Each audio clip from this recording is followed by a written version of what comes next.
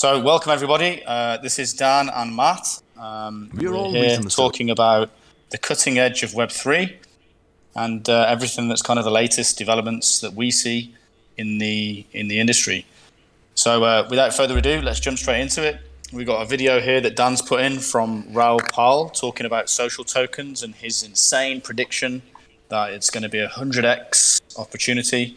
And funnily enough, Hive seems to be perfectly positioned for that opportunity. So what are your thoughts on that, Dan? Yeah, social. When you hear social tokens, I just think of community tokens, whether the community's around one creator or it's a broad community like, cars or whatnot. And when he says 100x things, what I see is he's saying that this is a really undiscovered novel technology and idea. So when you have both, you usually have some incredibly undervalued opportunities there if you're able to predict right. So basically saying get on the ground floor of some of these communities and see what they do, and if you're right and the value grows, you could see a 100x gain.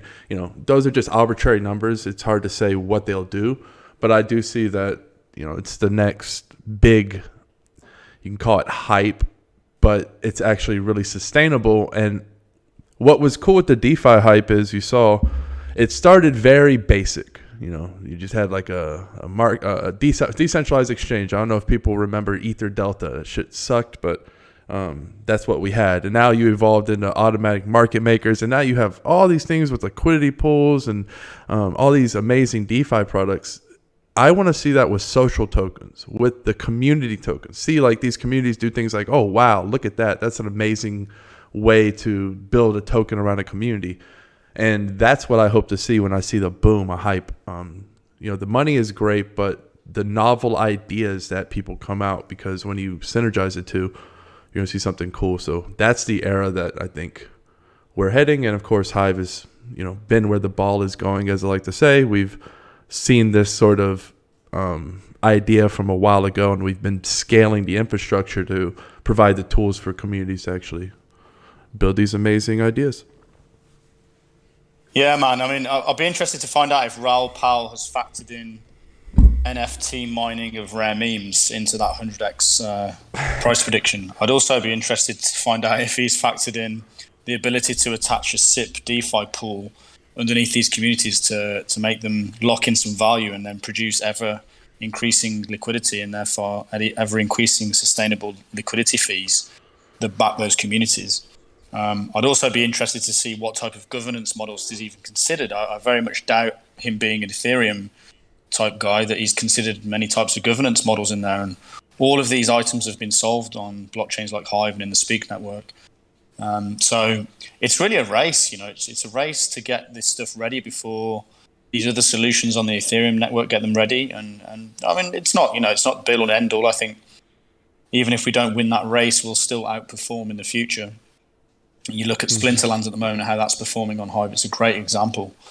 But yeah, I mean, I've heard Raoul Pal talk about social tokens before. It's one of the reasons that we call this chat community token talk. I think he was talking about community tokens before. Now he's changed them to social tokens. It's the same thing.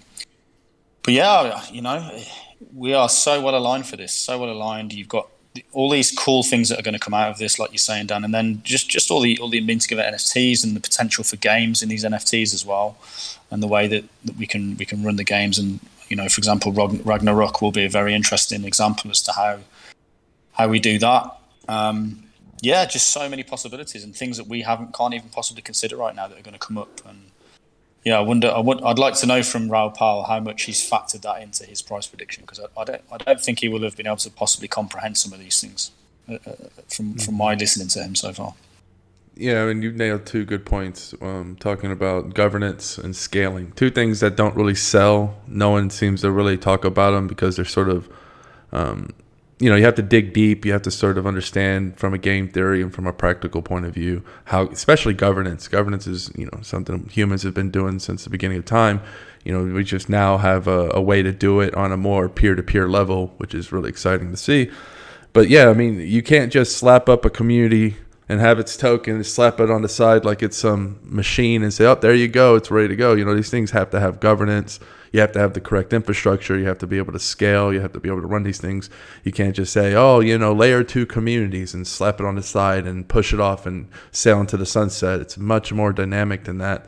And it's going to be interesting to see, especially high fee chains like Ethereum, how these layer 2s and the layer 3s to scale the layer 2s are going to sort of go forward and synergize versus a feeless base layer and having those hardcore decentralized layer 2s and having them scaled and ready for mass adoption without having to worry about the infrastructure, because Hive can handle that.